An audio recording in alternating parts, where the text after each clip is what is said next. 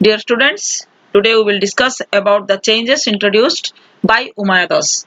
So, in the previous video, already we have discussed about some important points of Islam religion and 5 pillars, and also some important historical places. So, changes introduced means Umayyad dynasty जब introduce मतलब establish हुआ था, उसके बाद यहाँ पे क्या-क्या changes आया था, that things we will discuss. Muiwa also introduced hereditary succession and persuaded the leading Muslims to accept his son as his heir. यहाँ पे मतलब hereditary succession को लागू किए थे. Muiwa he was the main means creator of the Umayyad dynasty, and although there were Christian advisors in administration and Zoroastrian bureaucrats and scribes, it was Islam that provided legitimacy to their rule. So देखो hereditary succession को लागू किया गया था. इसके साथ साथ ये लोग मुस्लिम लोग इस्लाम रिलीजन भी एक्सेप्ट किया था कि son as his heir, and although there were Christian advisor in administration and Zoroastrian bureaucrats, यहाँ पे क्रिश्चियन एडवाइजर भी रहते थे शासन में एंड जोरास्ट्रियन ब्यूरोक्रेट्स भी थे and the scribes. It was Islam that provided legitimacy to their rule. In the Umayyad state, the imperial power was not based directly on Islam but on statecraft. Umayyad dynasty में imperial power जो है ये पूरा इस्लाम मतलब Islamic people को लेकर के ही मतलब बेस नहीं हुआ था, बट ऑन स्टेटक्राफ्ट मतलब पूरा कॉमन पीपुल इसमें शामिल थे. जैसा कि यहाँ पे मैं बताई एडमिनिस्ट्रेटिव सिस्टम में क्रिश्चियन भी थे और ब्यूरोक्रेट्स जोरास्ट्रियन का ब्यूरोक्रेट्स भी हमको देखने के लिए मिलता है. So they appealed for unity and suppressed rebellions in the name of Islam. ये लोग मतलब इन लोगों के भीतर में यूनिटी के साथ साथ ये लोग रिबेलियन को भी दबाने के लिए चाहते थे in the name of Islam. So the contribution of Abdul Malik, he was fifth Umayyad ruler and it was in his time. देखो उमैयद रूलर में उमैयद डायनास्टी में बहुत सारा रूलर आए थे क्योंकि ना ये लगभग 2-3 सेंचुरी तक चला था. So it was in his time that Arab and Islamic identity was emphasized. यहाँ पे अरब एंड इस्लामिक आइडेंटिटी सऊदी अरब के साथ साथ इस्लामिक आइडेंटिटी भी जो है इसके मतलब उसको एम्फसाइज किया गया था, बहुत प्राधान्य दिया गया था. Arabic was adopted as language and administration. अरब का लैंग्वेज को अरबिक बोला जाता है and that language also adopted and administration and Islamic coinage was also introduced. Islamic मतलब देखो इस्लाम रिलीजन को बहुत मात्रा में पूरा एक्सपांड करने के लिए ये रिलीजन को और अपना एक तो सस्टेनेबिलिटी क्रिएट करने के लिए वर्ल्ड में बहुत कुछ काम हुआ था. मतलब एडमिनिस्ट्रेटिव सिस्टम से लेकर के रिलीजियस के तो था ही, इसके साथ साथ कॉइनेज का भी इंट्रोड्यूस किया गया था. Cross symbols and seals were removed from the early coins and used Arabic scripts and seals. जो अर्ली कॉइन्स था, जो पहले जो था प्राचीन मुद्रा जो कॉइन्स जो था इसको भी रिमूव करके यहाँ पे अरबिक स्क्रिप्ट्स एंड सील्स को यूज किया गया. He built the Dome of the Rock at Jerusalem, which is an Arab Islamic identity. जहाँ पे अरब और इस्लामिक आइडेंटिटी का एक तो बहुत कुछ प्रमाण मिलता है हमको आर्ट एंड आर्किटेक्चर का. So that was built by Abdul Malik 685 to 705 इनका टाइम है. So it was also created one of the Arabic Islamic identity. See, Dome of the Rock, it is situated in Jerusalem. So now, difference between the Islamic and other coins that were circulating in the caliphates. See, only you have to listen because it is one paragraph is given here. Before the introduction of the Islamic coins, the gold dinar and silver dirham were in circulation in the caliphate, which were the copies of Byzantine and Iranian coins. मतलब ये Islamic coin introduce होने से पहले मतलब क्या था ना, gold coin था जिसका नाम था दिनार, सिल्वर कॉइन था जिसका नाम था दिरहम. ये सर्कुलेट हुआ था कैलिफेट के भीतर में, which were the copies of Byzantine and Iranian coins. So they had symbols of crosses and fire altars and Greek and Pahlavis. The language of Iran, inscription of them. Abdul Malik and his successor removed these symbols. ये जो symbols जो था ना crosses fire अल्तार्स का, ये सब जो Greek and different languages का जो सिंबल था उसको क्या कहते हैं ना वो हटा देते and introduced coins with Arabic inscriptions. वो अरबिक इंस्क्रिप्शंस को ही सिंबल रख करके इंट्रोड्यूस किए थे.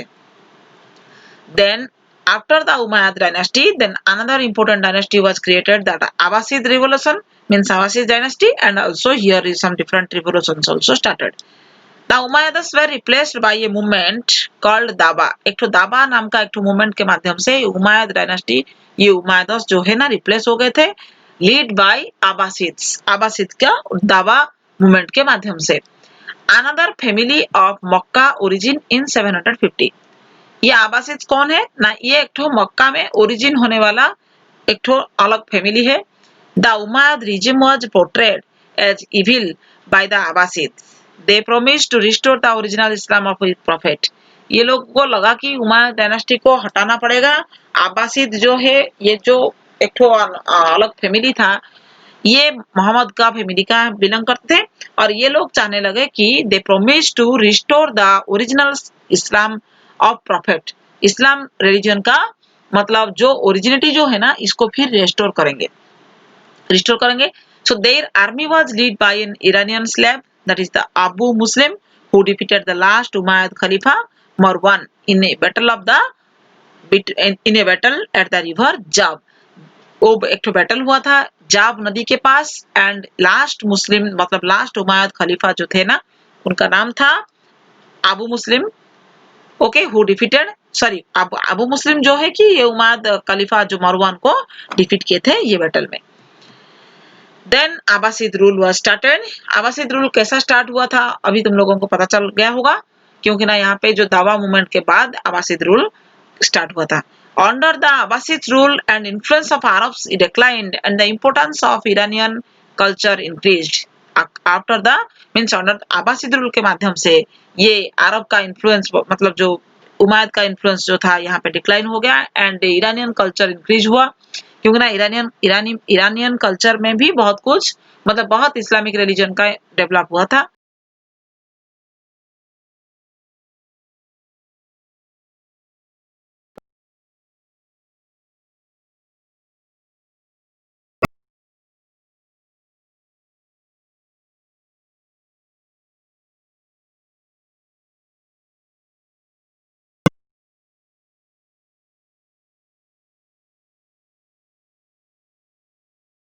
थे ना ये लोग मतलब कालीफेट, ये लोग यहाँ इसको स्ट्रांग बनाए थे, स्ट्रेंथन किए थे.